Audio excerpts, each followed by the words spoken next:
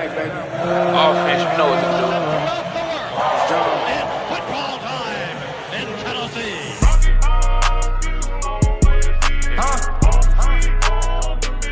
That's it. Get me Tennessee.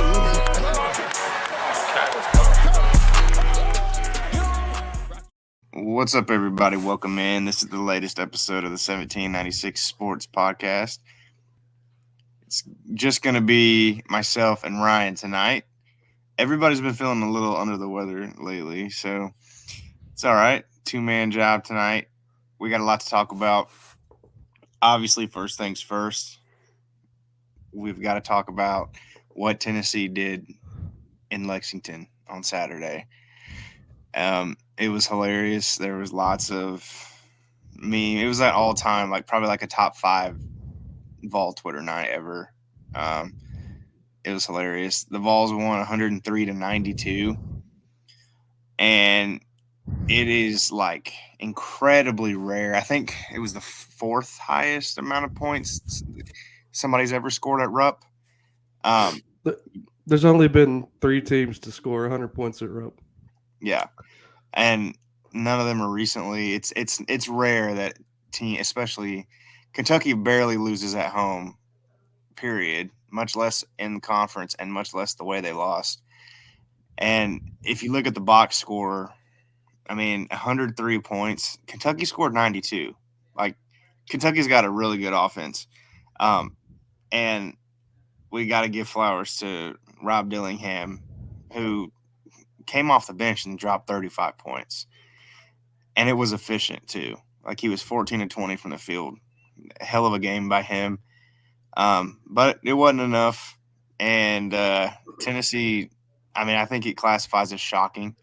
I think we all thought it could happen, but maybe the way that it happened was shocking. What'd you think, Ryan? Well, coming off Tuesday, it is shocking. Because you scored 59 points in an entire game. Then you go into one of the toughest places to play in the country and put up 103. But, Kentucky's defense is like matadors. It's ridiculous. How we had, 3 times and had under the basket out of bounds play that resulted in a wide open dunk? Connected. They're truly it twice. awful. Truly They're awful on defense. 105th in KenPom now. Yeah, but no matter how bad you're on defense, you got to knock down shots, and we did that to perfection. And we have to mention this guy because we've been crucifying him for a month and a half now.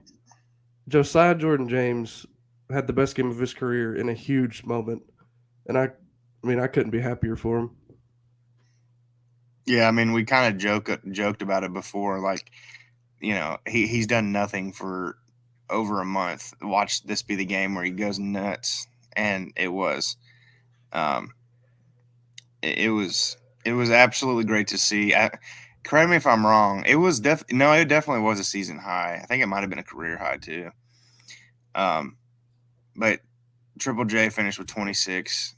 Also added 5 boards. 9 of 18 from the field, 4 of 9 on 3. He took a lot of shots, which it was a good thing to see because, the efficiency wasn't great, but he kept chucking up shots.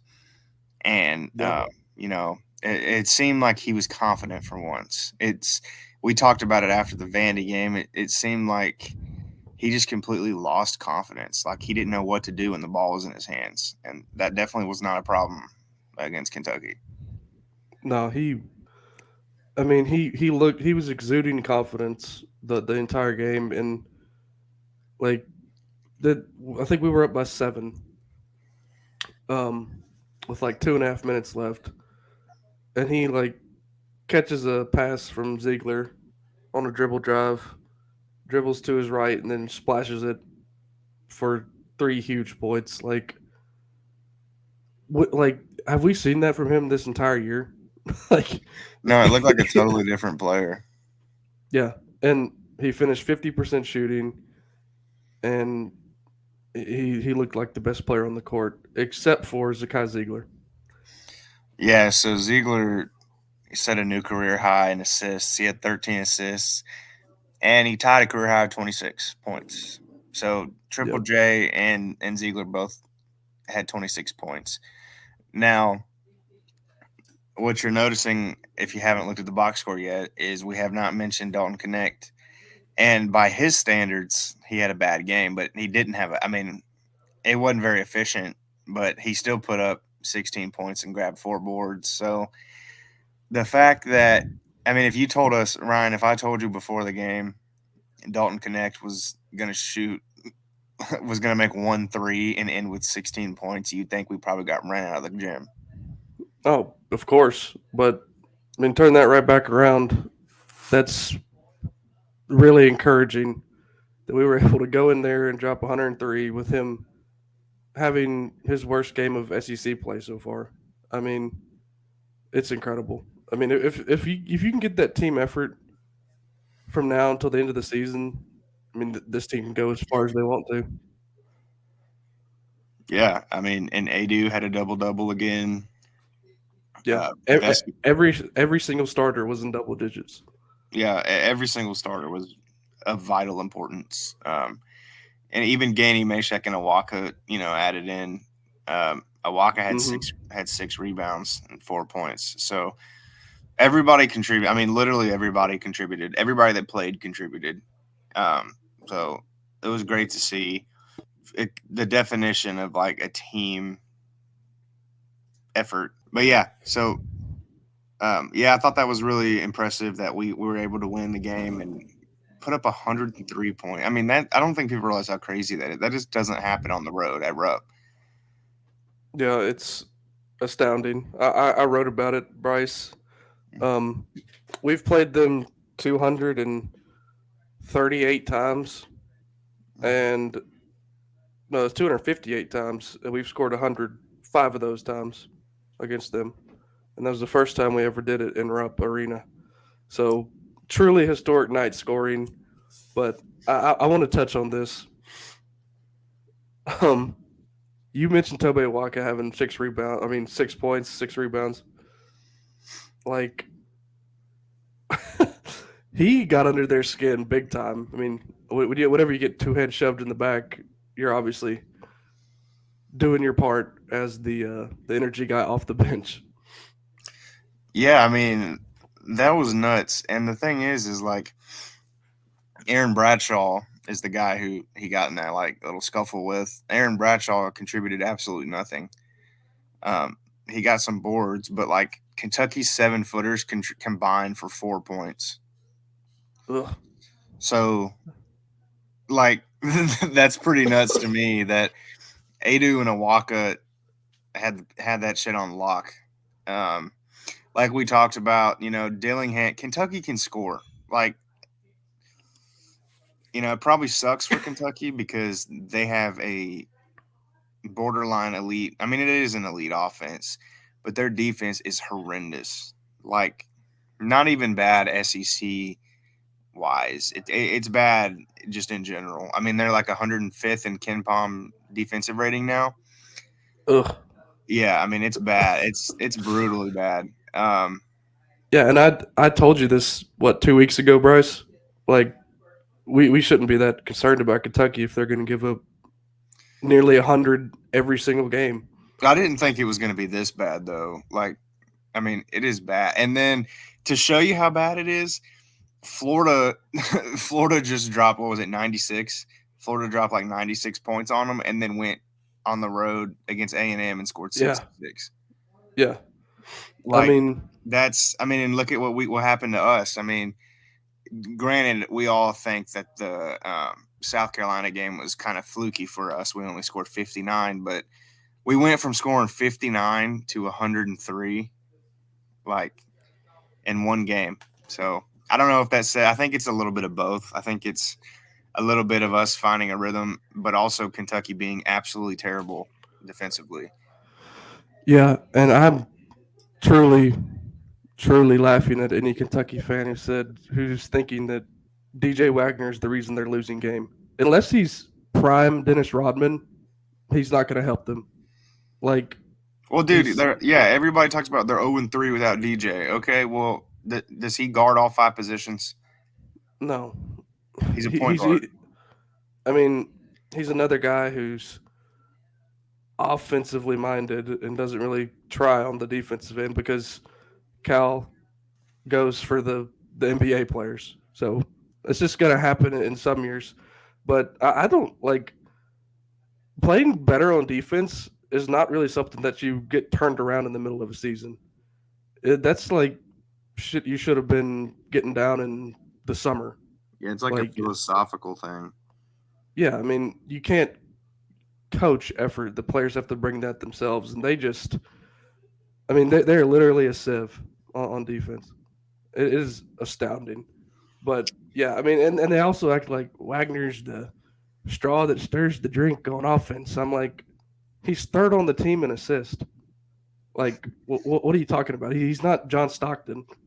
Like, they're just copium, massive amounts of it right now, inhaling it, injecting it. Yeah, we did. We were a little bit better on free throws as well. 73% on Saturday. Kentucky only shot 63%, which usually Kentucky's a very good free throw shooting team. But that was good. I mean, we got the fact that we even attempted 26 free throws. That's good. Yeah, I mean, what? Probably 16 of those were at the very end of the game. So, Yeah, like, and then the last 2 minutes or so, and they just started fouling to prolong the game. So, I mean, there wasn't really. I didn't think the refs did a bad job, except during that whole Awaka versus Bradshaw deal, yeah. where they give out. Does anybody even know like what did Gainey even do? The only thing that I could think, Bryce, is that he said something He like, had to have because yeah, he did nothing like physical. yeah, like I he was mean, like laughing. They showed him like laughing on the screen, but like they said the technicals cancel out. I'm like, what did Gainey do? But anyway, yeah, if they were gonna, have them cancel out, it should have just been Awaka and Bradshaw. But I think that was Doug Shaw's attempt at making it out of Lexington alive. So, and I actually, my mom of all people made a really good point to me when I talked to her about the game. Like, if that goes in our favor, where we get like 2 shots in the ball off a technical, that might have turned the game around for Kentucky because they would have been pissed off and the crowd would have been right back into the game. So, in some ways, it's just as well because that also got Dillingham his third foul. He picked up his fourth like a mhm. possession or two later. So I think it worked out well for us. Yeah, and Dillingham, like he really did have an incredible night. Like that dude's gonna be playing in the NBA. Well, he shot what almost 75%. I It's mean, like he could not miss. yeah. I mean, and again, going back to DJ Wagner, this dude averages 14 points a game, and he dropped 35. Like, Well, I mean that's what on KSR they were talking about this today. Like if Dillingham doesn't score 35, like if oh he god, it's a blowout. yeah. Like if I mean, he was more towards his season average, I mean, you're looking at a 25 point win. yeah. Oh, I saw you tweet about this price from our account. Speaking of KSR, that rapid reaction video, Dude, like, yeah. do they even Did you watch it? like? Yes, I watched it, and the Sam the Eagle from the Muppets looking motherfucker on the left. I was just I was he, just about to say he looks like some kind of bird. well, he has eyebrows the size of a runway, but anyway, besides all the disparaging comments, like he just doesn't know what he's talking about. You're gonna say keep the irrelevant players irrelevant, talking about a fifth-year senior. Talking about two of our starters. You're talking about a fifth-year senior who is now 3-2 as of all in Rupp, and Zakai Ziegler, who was like has The been heart and soul of the team. since he got here for 3 years. Like, does he even know what he's talking about? I don't mean to talk about his appearance that much, but damn, I mean, come on. When you say something like that, you open yourself up to some criticism. Yeah, I mean, listen, the thing is I think there are people at KSR, obviously, who do know what they're talking about. But the rapid reaction guy, like, what the? They're just saying stuff that is just nonsensical. How is Zakai Ziegler and Triple J? Triple J, I can maybe give you some leeway on because he has been irrelevant for a month, but to say he's an irrelevant player overall is just ridiculous. I mean, he's a fifth year senior, and obviously he doesn't know that because if he knew that, he wouldn't have said that. I mean, the biggest thing about KSR to me in those reactions is that it's mainly in the basketball reactions, like they act like it's such a surprise every time Kentucky loses a game, like they're very on. entitled. Yeah, it's just it rubs me the wrong way. Like it's 9-11 whenever they lose a game, so it's just. I only watch them when Tennessee plays them and wins because it's funny, but I know, yeah, it's like me, like it's like what we do with the Jacksonville Jags. Like anytime the Titans beat the Jags, I have YouTube channels that I'm subscribed to just so I can listen to them when we beat them. yeah, And I do the same thing with KSR. Like I give KSR tons of views because it's hilarious. Like I literally listened to it again on the way home today because it just puts a smile on my face. Yeah. I don't know if you saw the Matt Jones big long 15-minute thing about John Calipari, but I watched that one too. I mean, that whole fan base is not happy right now with John Calipari. And I wanted to get into that because look, I mean, this is the Tennessee recap, Tennessee reaction, but I mean, it is important. I want to get your take on the Calipari stuff. Like, what do you think? Like, imagine we were in their situation, okay? Imagine we've had the same last 15 years that they've had. Would you be as hard on Cal as they're being? Probably not with the history they have compared to ours. We would probably be thankful, but if it's the same history, then yeah, I would be mad. I mean, so you think they have a reason? Like, do you think their history, like, you think they're rightfully pissed off right now? Yeah, for sure. Like Calipari, he always goes after the NBA players. This is his approach. Come hell or high water. At Kentucky for as long as he's been there, but the thing that would make me mad is that he always touts the NBA success of his players, and then he has one championship in 15 years to show for it. Like, does that not contradict yourself? Like, I've had all these NBA players. Okay, then why the hell haven't you won more championships? Like, that's what would make me mad. Like, I don't care what's happening in the NBA. You're Kentucky's head coach.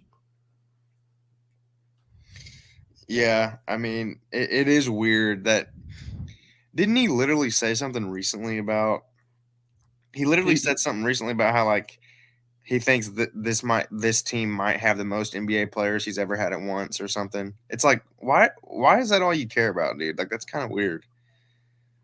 Yeah, I mean that for the last 4 years now, they've gotten bounced before the Sweet 16 and lost to St. Peter's a couple years ago.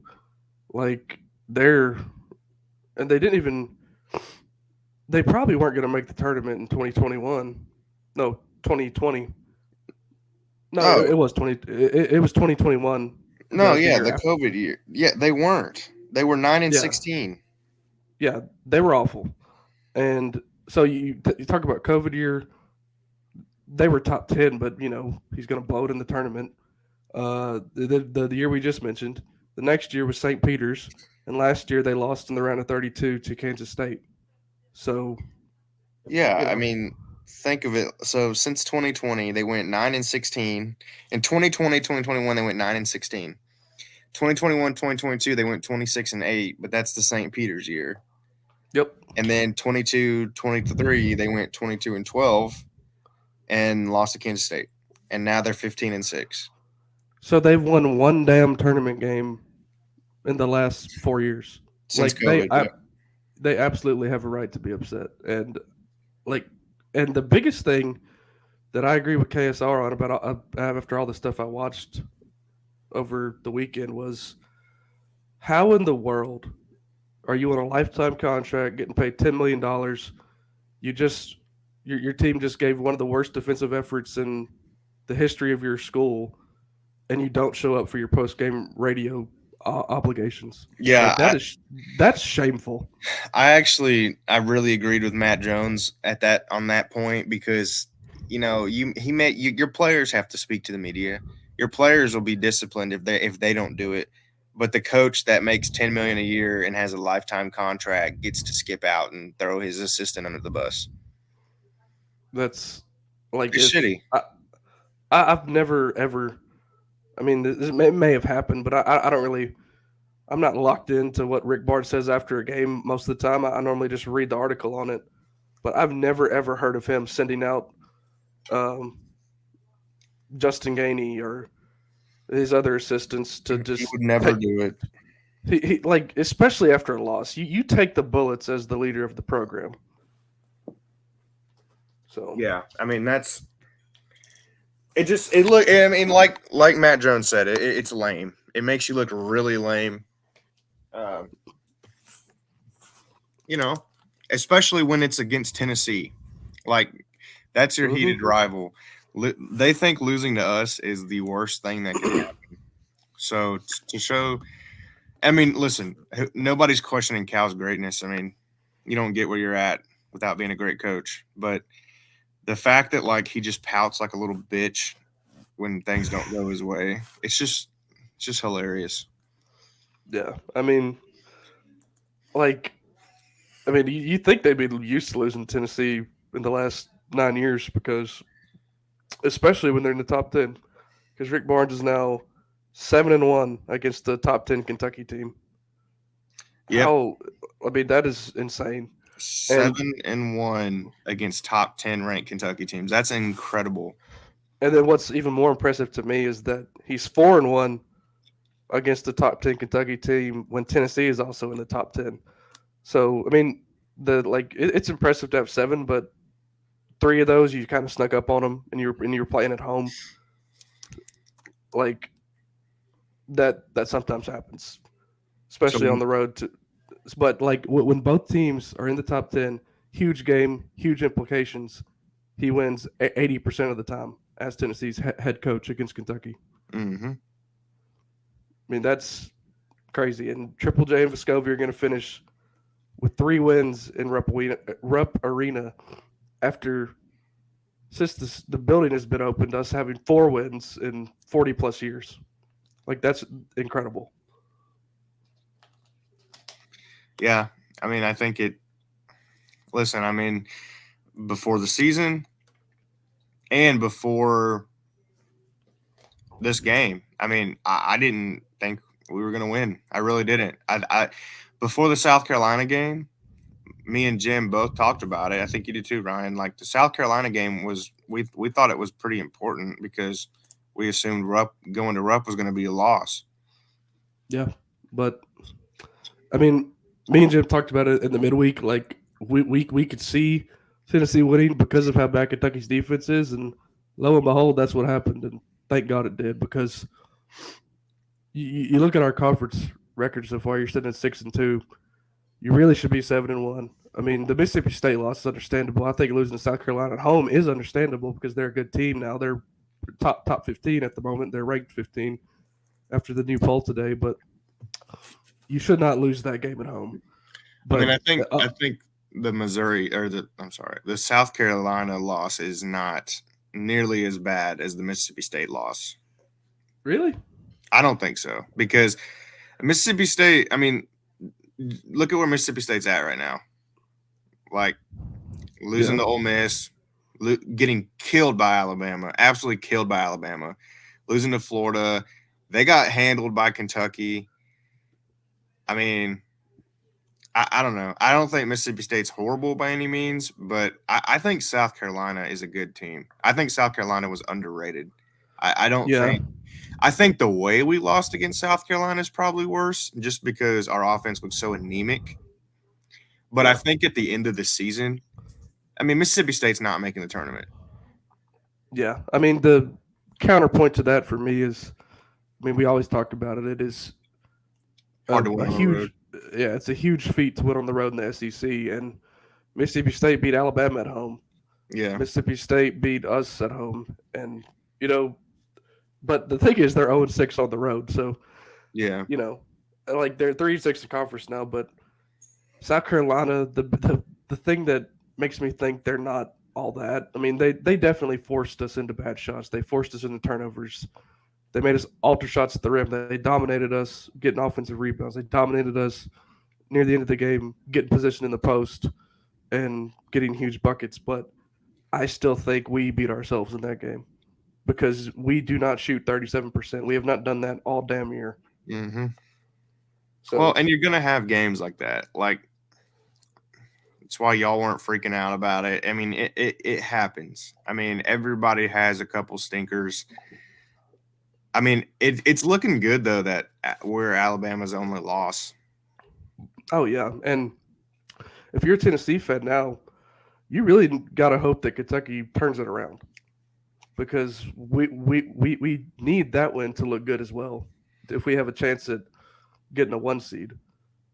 So like, but like I said earlier, it's kind of hard to fix a overarching psychologically, you know, scarred defense because they've given up like 90 points a game in conference play. So I hope Kentucky wins their next games until they play us. I hope they're No, whatever. And I hope they lose to somebody really bad. I hope they lose to Vanderbilt just because it would be hilarious. Like, can you imagine if they go to Memorial and lose?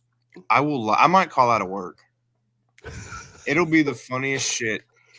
To get back to what you were saying though, Ryan, about like building our resume. Illinois is looking like a really good win. Wisconsin is a great win. Yeah, like I I don't mean, think I don't think we're gonna have any trouble making our case, you know, when it comes to that. But like you said, it definitely would look better for our SEC resume if Kentucky doesn't totally shit the bed. yeah. Um, But I want to talk about the 1 seed situation yeah, right now. I mean, the locks for a 1 seed right now are UConn, Purdue, and I would say North Carolina. But and then you have a logjam of Houston, Kansas, and Tennessee. hmm Now, I don't think Houston is all that. I mean, dude, the Houston kind does of not impress me. Like they every time they play a good team, they get stomped. yeah. I mean, and we were talking about Kansas. It's obviously going to help that they beat us head to head, but I think at the worst we should be the number 1 2 seed come March if we do what we're supposed to do in the last 10 games here. Yeah, I don't think that's. I mean, what do you think Kentucky's looking at right now? 6 or 7. I Yeah, mean, their best win is North Carolina on a neutral site. I mean, I mean, which that is a good win, but they've got some bad losses. Like UNCW is a terrible loss. Like I know, like UNCW is not bad. Like they make the tournament every once in a while. Like they're a pretty good mid-major team, but like they're not that good this year. They're like over 100 in net. yeah. I mean, and you're talking about Kentucky has lost to A&M, who's 13-8.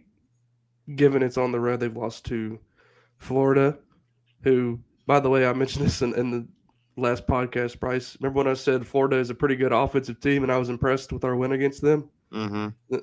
Like, I'm glad we don't play them twice, especially because it would be down there, which is a tough place to play for Tennessee. But, I mean, yeah, I mean, the bracketology will shake itself out in the coming weeks. So you want to go ahead and Yep. preview this LSU matchup a little bit? Yeah. So next item on the agenda for the Vols is going to be in Knoxville, TBA Food City, against LSU Tigers on Wednesday. So currently LSU is 4-4 in conference play, 12-9 overall. They will also be coming off of a win, if you can even. I mean, they beat Arkansas. I mean, take that for what it's worth. Yeah. So LSU will be playing coming off a win. Tennessee's playing coming off a win. It'll be nice. I'm sure everybody on the Vols will want to have a, like a bounce back after losing at home the last time they were there. So it'll be interesting to see. What are your initial thoughts on the matchup? How we match up against them? I think you got to be focused on this game and can't have a repeat of last week's midweek game. LSU started off conference play going into Texas A&M and winning, which is something Kentucky was not able to do. They followed that up with the win over Vanderbilt. They got kind of blitzed by Auburn at Auburn, but then they went. Then they hosted Ole Miss at home and beat them 89-80. So, like, they're kind of yin and yang, whatever you want to call it, hot and cold. But I still think they're a pretty solid team that can cause trouble for the upper echelon of the SEC. They're kind of middle of the pack right now. But you have Jordan Wright, Vanderbilt transfer, who is probably their best player. And put Meshack on him, put Josiah on him, just lock him down and put the ball in the basket on our end, and we should have – it shouldn't be much of a stressful night. Yeah, so on average, Tennessee out-rebounds. They had the advantage in the rebounds against LSU. LSU does shoot better from three. They don't shoot very many threes, but, they're shooting 36% from three. Overall, though, I mean, defensive rating, they're tied for 131st in the nation. We're tied for 29th. Yep. So it could be another Kentucky situation, which they don't have the firepower that Kentucky has, obviously. But their defense is kind of terrible, just like Kentucky's. So I do think if we play our game, this could easily be another 90-point performance by us. Yep. Yeah, I mean, like you said, looking at just common opponents. So LSU gave up 109 points to Alabama. Jeez. Yeah. So, I mean, and granted, before we played Alabama, everybody was talking about how great their offense was. And they are. I mean, they are a high-powered offense, but they did not score 109 against us. Mm-mm. They gave up, they gave up 73 to A&M in a loss. They gave up 93 to Auburn in a loss. They beat Vandy, they beat A&M, they beat Ole Miss, but obviously they beat Arkansas handily. But there's nothing on their resume that's incredibly impressive. In the non-con, they lost to Kansas State and Texas, and Syracuse. So that's kind of another thing to take. They got absolutely drilled by Syracuse, 80-57. Yeah, I mean, like we're alluding to here, play your game on Wednesday night, and you should have no trouble. Yep. Simple as that. So you connect, bounce back. I don't. I mean, probably. I mean, I don't think Connect's the type of play. I mean, it's a possibility that he has a little bit of a lull here in the middle of conference play, because we saw him have a lull at the end of non-conference play. But as long as he's ready by March and on his game, I'm not worried about it. Because like I said earlier, if you get the team effort that you got on Saturday night in Lexington, shouldn't be a problem, even if he does only have 10 to 15 points. So, yeah, I mean, listen, you don't want to say, like, obviously we need Connect. I mean, and you'd have to be stupid to think that we don't. But look at in the Kentucky game, he played the fewest minutes of any of our starters, and you would not have.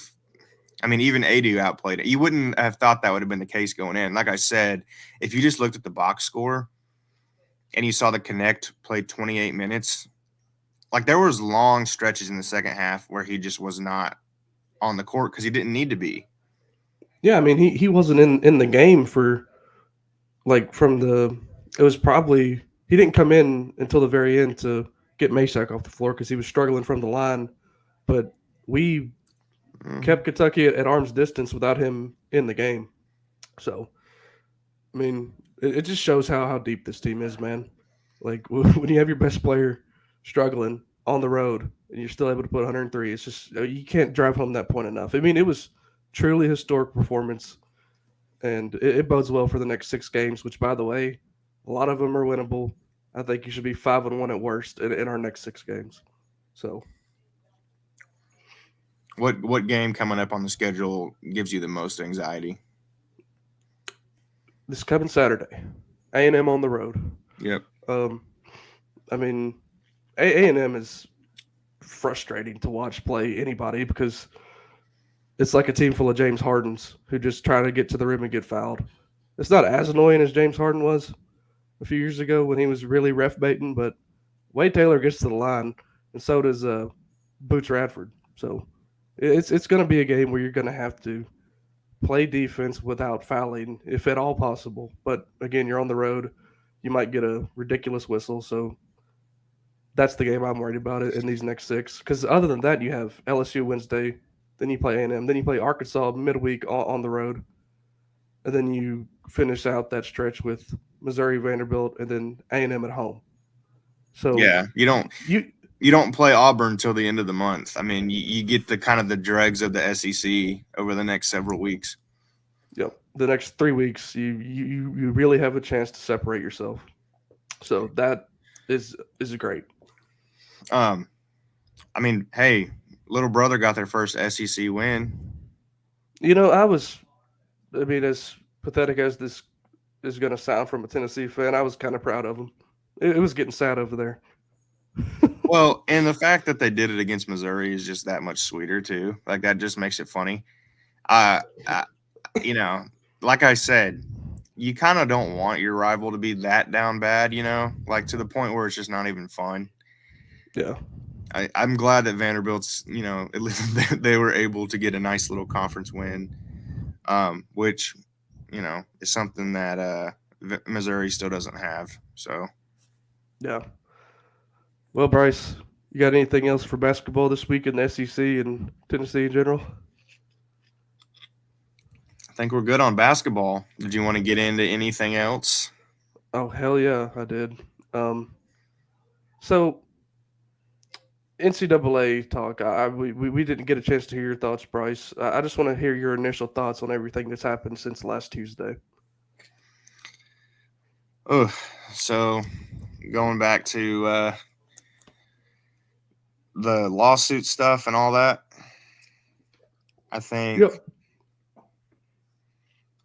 Listen, I mean, I think anybody that's been around college football, college athletics in the last couple of years, the NCAA is like a wounded animal. Like they're scared, they're grasping for straws. It would be different. I mean, I know it's people can say like, "Oh, you're just a homer." Like, of course, you don't think Tennessee did anything wrong, and you know what? That could be the case. But the thing is, everybody agrees, other than like salty fans who just like are preying on our downfall. Pretty much everybody agrees. Like even national media people, other than Pat Forty, national media people by and large are even saying like this is bullshit. Like it's just a desperate attempt by the NCAA to cling on to some sort of power. Um, I think they're going to get put in their place. I think the new coalition between the SEC and the Big Ten is going to be a little bit too much for the NCAA to deal with. Like it's been said multiple times, the NCAA needs the SEC more than the SEC needs the NCAA. The NCAA cannot afford to have a power brand like Tennessee pissed off at them. Yeah. Yep. I mean, you're not.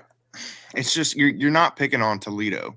You're not picking on Kansas State or like some like middling school that like this is Tennessee, this is the SEC, this is the big boys. Like there's gonna be a fight, and I just don't see it ending well for the NCAA at all.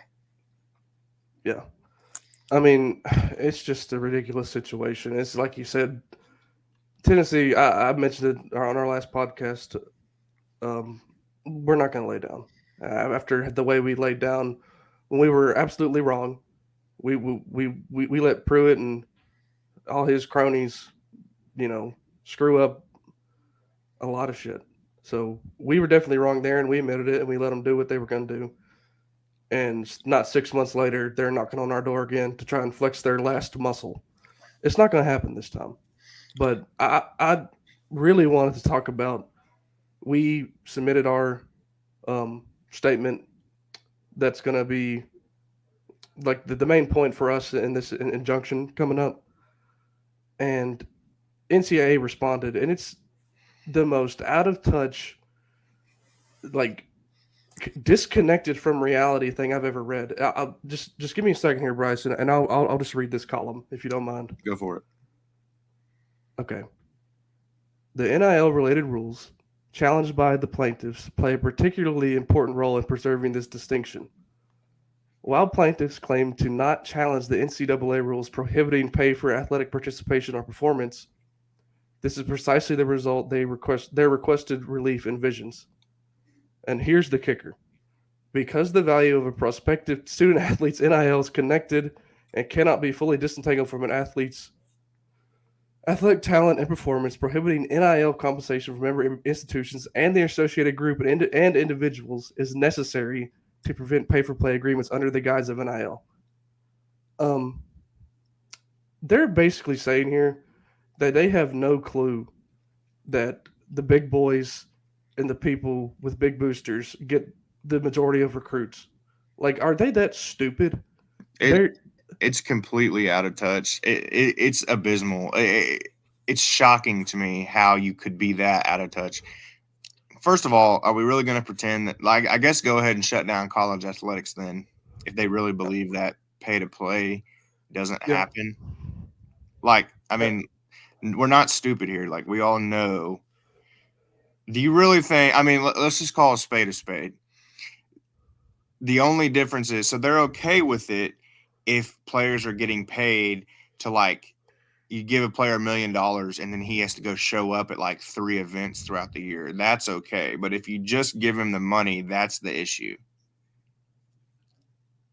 Like, I mean, there's another column here, Bryce, that even lays it out even more clearly. I know that the last column was more lawyer talk, but this one really shows how stupid they are.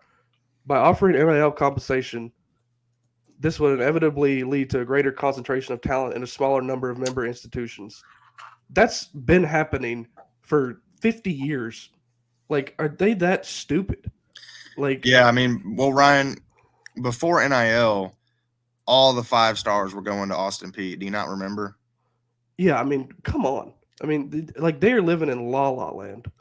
Like, and every single lawyer that has chimed in on this says the NCAA is being stupid as hell. So we all know how it's going to end. I mean, there are. Do I think that there needs to be it? Do I think it needs to be a little bit more buttoned up? Yeah, probably. But like the way that they're going about it is completely nonsensical, like you said. I think we all would probably agree there needs to be better regulation on a nationwide level. It shouldn't be left up to each individual state what the NIL protocol is going to be. I mean, I do see how that can cause problems. But the fact that they're trying to like retroactively punish us for laws that weren't even in place at the time is sickening. Like, and what's their solution? Like, that's the thing. I mean, correct me if I'm wrong. Maybe I didn't read enough, but do they offer anything that's like kind of a solution? Hell no. I mean, they're trying to put toothpaste back into the tube here and punish people for like retroactively punish people for rules that weren't in place when Tennessee was securing the commitment of Nico Iamaleava. Like, it's ridiculous. And I know you probably want to touch on this, Bryce, so I'll go ahead and start the conversation. Please do not show up in Greenville and tailgate outside the damn courthouse. Don't do it. We have them. Every lawyer says that is not necessary, and it would only hurt our chances of coming out of this unscathed. Yeah, I mean, don't do that. I mean, if you're a grown-ass adult and you're taking off work and packing up the truck to go camp out at the courthouse, just reevaluate your life. Come on. Like, there's nothing, there's no way that could possibly end well, and there's a ton of ways it could possibly end terribly. Like, we already have the stigma of being like the crazy redneck fan base that, and a lot of people might be fine with that, but it doesn't help you at all. It's just even worse. Like so many people outside of Tennessee. I mean, it's why we love being a part of the fan base because of how passionate they are, and I understand that. I love how passionate our fans are, but at the same token, you got to do a little bit of PR for yourself here. Like Yeah. the entire country already hates us, so we probably shouldn't give them a whole bunch. We probably shouldn't pack out a federal courthouse and act like mongoloids on a national scale. Like, I don't see how that. I just let's be smarter than that. Like, we need to be the bigger person here. I don't remember who said it, but somebody said like the stuff that we're doing on social media is more than enough. Like, if you don't think Pat 40 and everybody in the NCAA have taken notice, you're mistaken. Yeah. I mean, I think it was Astro Smokey who made that point, Bryce. We stopped the Shiano Hari. Most of the people weren't on campus protesting on the steps of the athletic center or the football complex. Like I and several hundred students were. Most of it came from a movement on Twitter and social media and Facebook and all that. Um, that is powerful enough. Like, do these people think that just because it's their right, they should do it? It's like saying it's your right to go out in public and scream curse words. Like you shouldn't do that, but you can. Like it's just silly. Like just because it's your right doesn't mean it's needed or necessary. Like we're not going to be able to go bribe the judge with the hot dog and a Michelob Ultra. Like it's not going to happen. Just chill out. Stay home, please. Yeah, I mean, I know a lot of people have, most of the people talking about it have good intentions, and we're probably not actually intending on doing it, but hopefully that's everybody. It'll just be better for everybody involved. Just let the process play out. It's going to play out in our favor, I'm pretty sure. It And will. I mean, even if it doesn't, I really don't think it's out of the realm of possibility that our administration just says, "Well, fuck you. We're not going to do that." Like, you can say we're punished, but I mean, who's going to enforce? How are you going to enforce it? Yeah, the Supreme Court's already ruled on this. I mentioned that on the last pod as well. Dude, if it goes all the way that high, they're not gonna change their mind this time. Like I don't think anybody should be worried. But Well, I mean, I yeah, think it's we're heading to a point where there's going to have to be some collective bargaining. I think eventually, I mean, it's more like the pros right now anyway. And I think eventually that's what it'll be. It'll be, salary caps. I don't know how they would do it. People smarter than me will figure it out. But it's clear that this is the NCAA flailing around trying to maintain some sense of control. yeah, they're throwing a temper tantrum over stuff that people have known for like the last 50 years of college football. Like I mentioned earlier, oh the bigger schools get the better players because they have more resources. No shit. Like how are you going to change that? Like you can't put in a salary cap. I mean, I guess you could, but that would be dumb as hell. And nobody would go along with it. Like I mean, it's just always going to be, there's always going to be, a rich class and a poor class in college football. I mean, it's just how it is. Even if the schools could afford, like, even if a lot of these schools, if there was a salary cap and every school, like, say you had MAC schools that were getting in the bidding on these 5-star players, they still wouldn't choose the MAC schools because their facilities suck ass. They have no fans. They have no TV deals. yeah, and they have no background or history of putting many people in the NFL. I mean, Like, exactly. I mean, Sure, it's about money, but we know for a fact that a ton of Alabama players, for example, took less NIL money to play for Saban. You really yeah, don't think that they would do the same thing if there was a salary cap? Somebody is going to take less money to play at Tennessee than they will to go play at Ball State. yep. I mean, it's just so tiresome to see them be this out of touch. I mean, there's reports in every offseason, especially during the transfer portal, whenever the window's open, like this player seeking this much NIL money. Like that's been common for the last 3 years. Like, do they not see these people talking about this? Like, come on. They go back. It goes back to they act like they're there for the student athletes. They don't give a shit about the student athletes. They care about their bottom line and their power. It's just like last season um, with North Carolina, like with Tez Walker, like ruining the kid's senior season just because they can. And then they play like, oh, It is so crazy. we care about, we care about our student athletes and fostering the best environment for them. And it's like, oh, really? Because it seems like you kind of screw them any chance you get. Yeah, I mean, the bottom line is it's free enterprise. No American court of law is ever going to side with somebody who's trying to restrict free enterprise. Well, they Simple already, as yeah. I mean, like you said, the Supreme Court is all about precedents, right? Like the precedent's already been established. They're not going to do that. And a lot of people have been bitching about the transfer portal too, about how like maybe they'll make it to where there's only one transfer portal and it's like after spring practice. They're not going to do that either, because then you're getting into the area of restricting, player movement, and it's just not going to happen. And I think the NCAA knows that, and it's just a power play is all it is. yeah. Well, Bryce, you got anything else to get in before we get off here? I want to get into some Titans thing real quick. Okay. So, did you see the report today?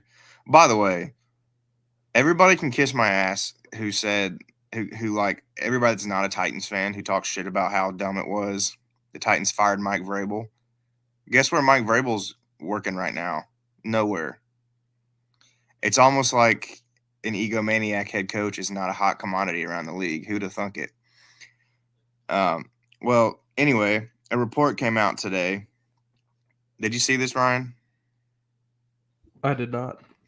So Diana Rossini, who's known as like the Vrabel insider, which obviously this report came from Vrabel's camp because they wanted it out there. This literally came out today that Vrabel doesn't have a job. He didn't get a job in this cycle because he intimidated the general managers. His stature intimidated them.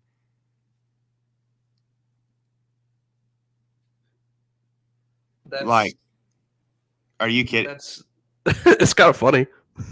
I'm not even kidding. Like, I as soon as we get off here, you need to look up that. You need to look that up. It literally, like in the report, Diana Rossini said that like general managers were intimidated by him. I'm like, oh my God. If there's ever a report that I can guarantee was leaked by the coach, it's that one.